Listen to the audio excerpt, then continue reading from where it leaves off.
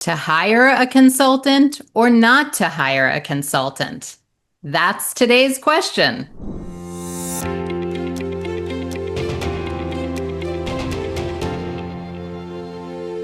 Hi, I'm Amy Eisenstein. I'm here with my colleague and co-founder, Andrea Kihlstedt. And today we are talking about the whys and what fors about hiring a campaign consultant. If you're planning a campaign, you may be struggling with this question. Your board may be wondering, is it worth the investment? And I recently talked to an executive director who, in theory, wanted to hire a consultant, but then when it came down to the nuts and bolts, wasn't quite sure what the expectations were. So, Andrea, we've been talking about this, preparing for the episode. Set it up for us. Yes. When and how should organizations think about working with a campaign consultant, and Yes. why? Why? I guess that's the Yeah. question. So let me start this way, Amy. Most nonprofit organizations do a capital campaign, have a capital campaign only once every 15 or 20 years.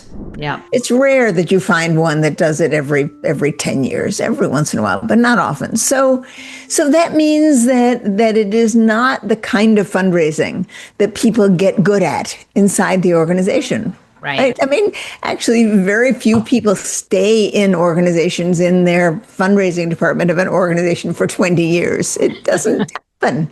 Right. So the chances of someone being in the development director job, even the executive director job, having become an expert in capital campaign fundraising just by being in that organization is very, very slim. In fact, non-existent. Right?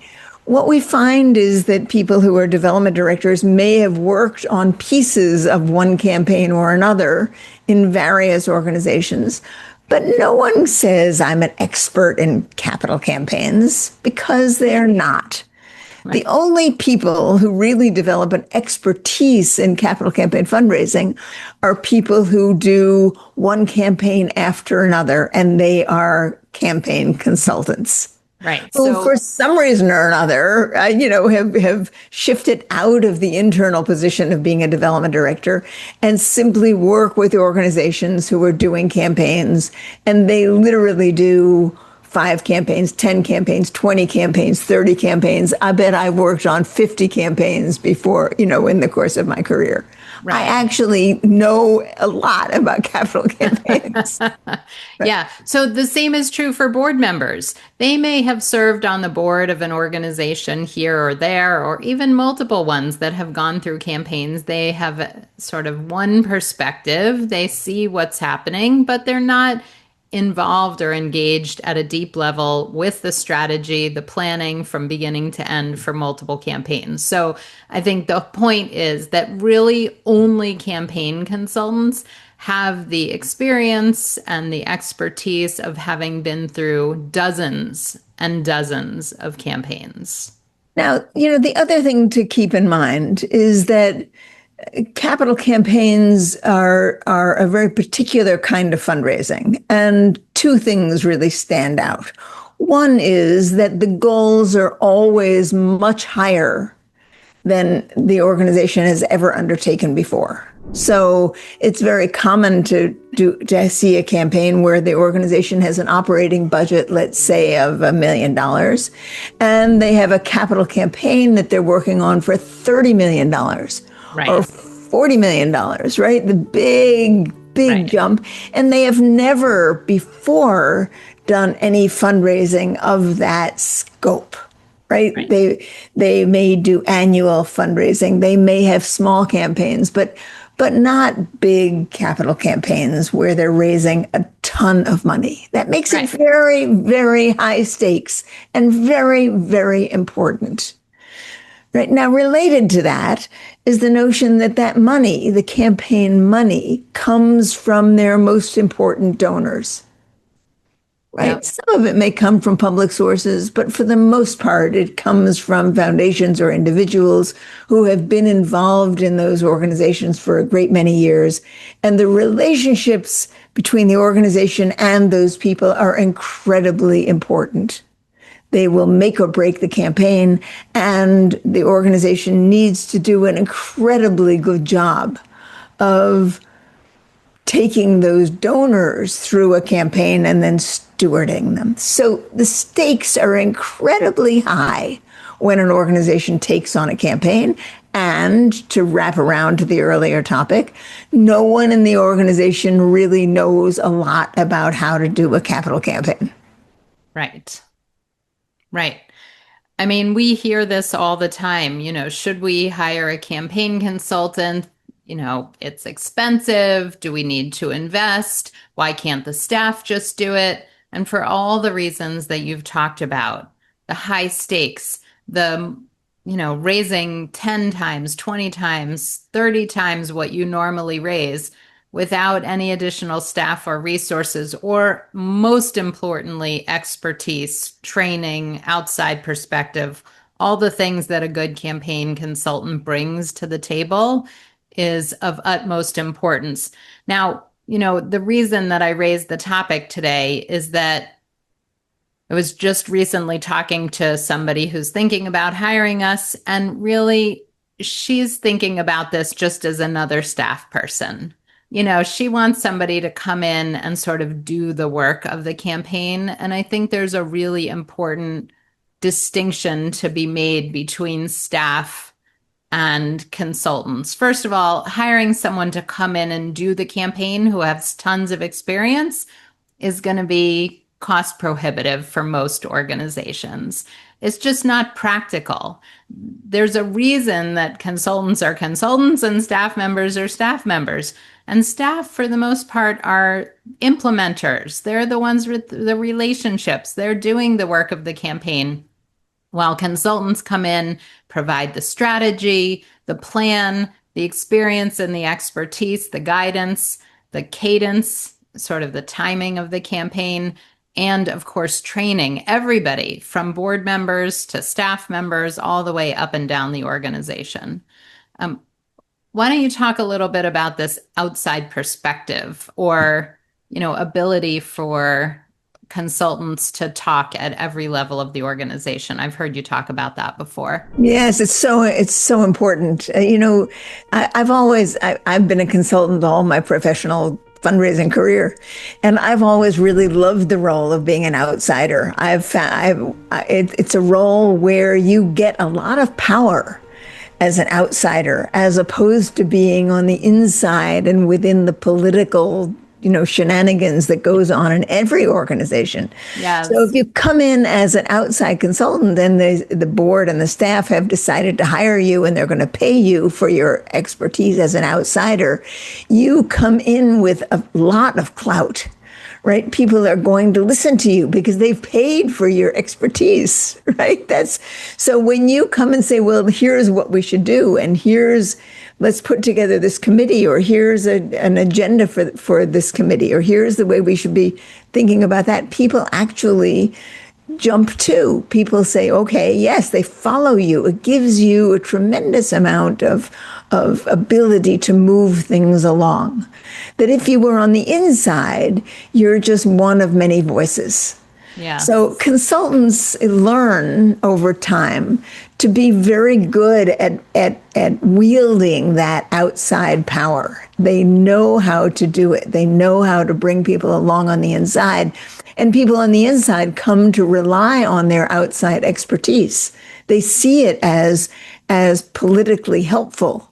Right? Now, as the outsider, consultants also have access to people at every level of the organization. So an outside consultant can be talking to the board chair, can be talking to the executive director, can be talking to the development director, can even be talking to the development assistant, can be helping the development assistant to understand how to do things better. So the outside consultant can be talking to everybody without being anyone's person, right? Yeah. Their goal is to make this campaign work, and they can be talking to everybody in the organization so that everyone understands their roles, knows how to make the campaign function and work well with a minimum of stress and political shenanigans. I love that you bring shenanigans into it. I think every nonprofit and board can relate to that, unfortunately, for better or for worse. Right. The more you learn about a particular thing, like capital campaigns, the more you understand, right?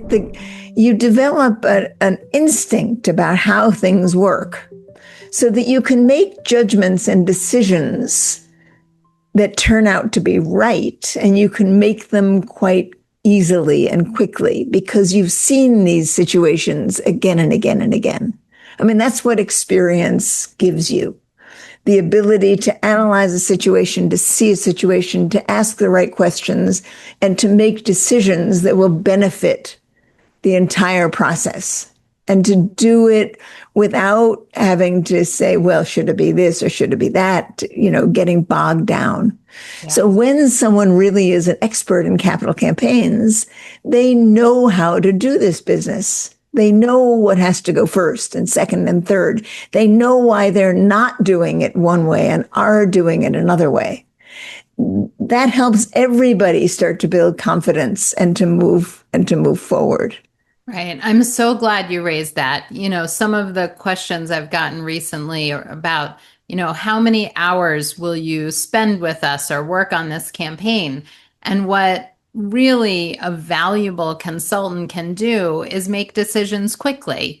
And so you're paying them for 20 years of experience, not for the 1 hour that they're sitting there with you. They can look at your budget, at your case for support, at your campaign plan, at your gift range chart, at your pipeline of donors, and know based on the 20 or 30 campaigns that they've worked on over the last 10 or 20 years, what will work or what doesn't work. And you're paying them to help you avoid costly mistakes. And I think that that's, the trouble that organizations get into. They don't know what they don't know. So sometimes common sense is not the same as campaign sense. And, ChatGPT and Claude spit out campaign garbage, unfortunately. I've had people come to me, oh, well, he asked Claude for a campaign plan.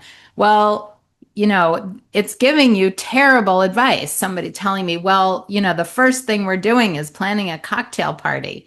Okay, that's what Claude said. Then you're getting what you paid for. It's upsetting. It's sad. You're investing in this big opportunity for growth. And then we have organizations that come back to us that haven't planned well and come back and they don't even know if they're stuck or not. And so to me, I know we're totally biased. We're campaign consultants, so we're saying you need them, but that's what decades of experience shows us. And it just is so upsetting and heartbreaking when an organization comes, they've been working on this for 2, 3, 4 years, and they don't know why they're stuck, if they're stuck, what to do next. And, it's so much harder to get someone unstuck when they've made all these to us, very obvious mistakes, which no fault of their own. How would they have known? But that's the reason to work with someone who has tons of experience. Amy, I have to say, I love Claude. I call her Claudette. Thank you very much. She's my bestie. Guru. Right? Yes. She's my bestie guru. So I'm a big fan of Claudette. I use her all the time. She and I have conversations almost every day. Oh boy. About one thing or another. And if you prompt her properly, she can give good advice. Yes. But what she can't do is to hold your hand as you walk through what is really a very complex business. It's a complex business that requires judgment, good judgment all the time. And I totally believe in getting as much out of AI as possible I and agree. learning as much as possible, and having a real live person who has seen it all, who has been through campaign after campaign, to hold your hand and to be at your campaign committee meetings, for example. There's nothing like being the campaign expert at a campaign committee meeting. Everybody who is on the committee is so happy that there is an expert in the room. Right? Instead of wandering around trying to figure out what to do, they turn to the expert. They say, Yeah. well, what do you think of this? And what have you seen? And what's your experience? And as a campaign expert, you can say, I've seen this before, and this is what I see works, and this is what I see doesn't work. And let me suggest that we move down this path. And everyone heaves a sigh of relief because you've been in the room. And Claude or Claudette can't be in the room for you. That's not what happens. That's not her function and not her purpose. So, one of the things that we do at Capital Campaign Pro, which just tickles me, is we have a dozen advisors, consultants who work on with our clients at Capital Campaign Pro, and every week we have a group meeting from anyone who wants to come to bring to the table things that are going on, to workshop something that's going on with one or another of their clients. And we have these unbelievable discussions, these rich, deep discussions about what's happening here and what are the various strategies and how to move ahead best and how to handle this. It's amazing to put that much expertise in a room, in a Zoom room, and actually workshop a situation with people who have been through myriad campaigns, and to see how much wisdom comes out of those groups and then can go back to the client. Yeah. So in fact, magical. Your consultant actually has a whole team of people that they're consulting with if they haven't seen the situation, Right. or, if there's something especially sticky or tricky, they can come to 5 or 10 people who have worked on hundreds of campaigns. Yeah. I mean, that is what makes our team magical in our opinion, right? Is that it's not just one consultant with one client, but all the consultants leaning on one another. Sometimes I think to myself, when I sit in on one of those calls, I think to myself, oh, if only these calls had existed when I was a young consultant just getting going, I would have given anything to have that kind of expertise. Yeah. Right? So I'm going to do a quick plug for our new book. Sarah Plimpton and I on our team wrote A Board Member's Guide to Capital Campaign Fundraising. It's now on Amazon.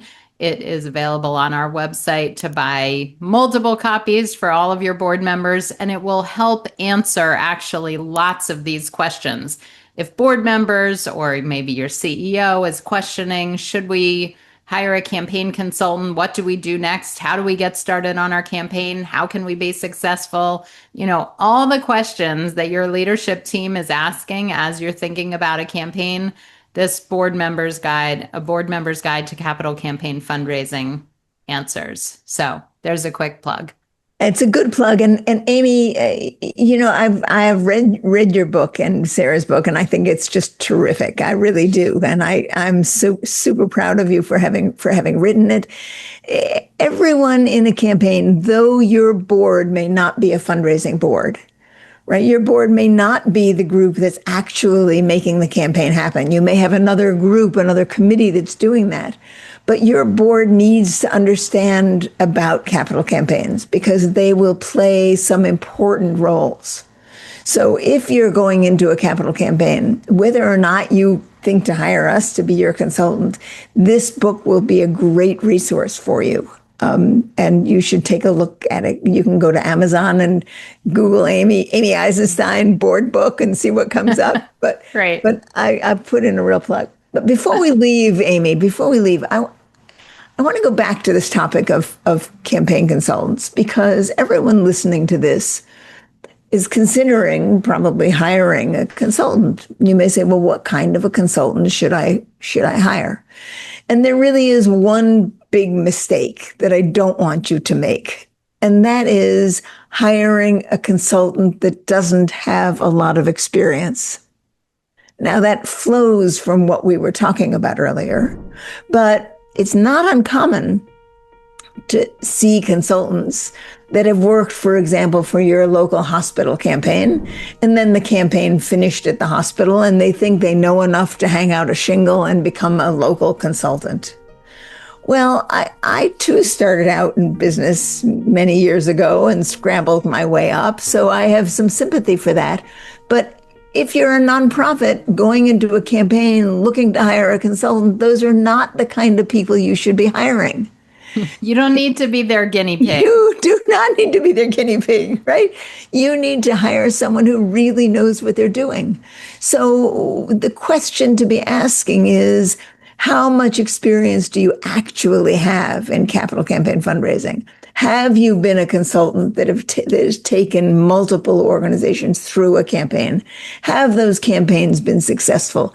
Can we talk to people who have gone through full campaigns with your guidance about that experience and learn about their campaigns? Don't hire someone who is new in the business because they're cheap, right? Cheap is not what you want to be working for. Right. Or maybe the local person, who's recently or in the last 3 or 4 years has hung out their shingle. They'll say they've worked on 3 or 4 campaigns. Dig into that. Find out, have they led them successfully from start to finish? That's the question. Have they consulted? Have they been the lead consultant from start to finish? And I get it. I know everybody needs to get some experience somewhere, but that doesn't mean they need to get their experience on you. Amy, and perhaps others listening know that I wrote, 20, 25 years ago, this big book on capital campaigns strategies that work. And with some frequency over the years, consultants will say to me, "Oh, your book was a godsend when I did my first campaigns. I had it on my desk and it was dog-eared and I had it all marked up. And, I used it to guide me as I helped my clients." And while I was delighted that my book was helping consultants, a piece of me said, "Oh, no." You don't want to hire a consultant that's using my book to tell them what to do, right? This is not good. No. Well, all right. Thanks for listening. I think this was good. Hopefully helpful. Share the episode with your board members, your leadership team, your executive director. And yes, get the expertise you need to plan your campaign well. You don't want to be stuck 2 years from now. You don't want to make very common mistakes that we see all the time. So set yourself up for success and good luck with your campaign. And we'll see you next time. Thanks for listening.